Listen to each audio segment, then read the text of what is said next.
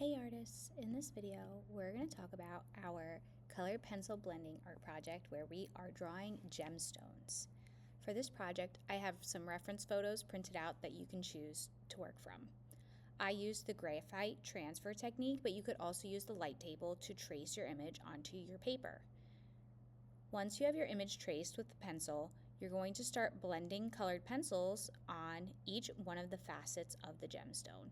So you don't have to color the gemstones all the same color, they can all be different colors. For example, I started off by making a red colored gemstone, and I used crimson red and the poppy red with white and layered them back and forth, switching between the colored pencils to make a nice smooth gradient.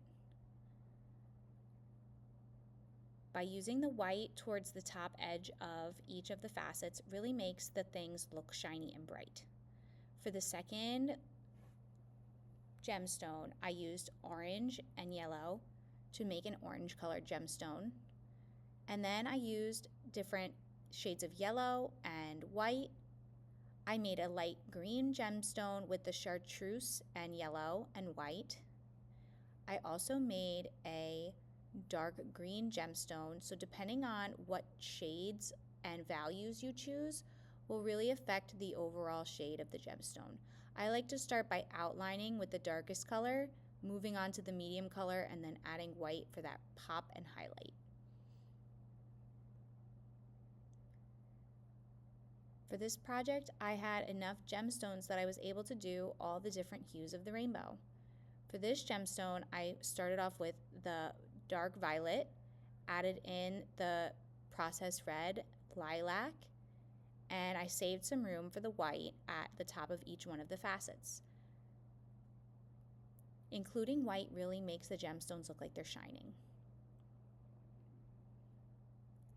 The last gemstone that I did, I focused more on making it look like a pink value.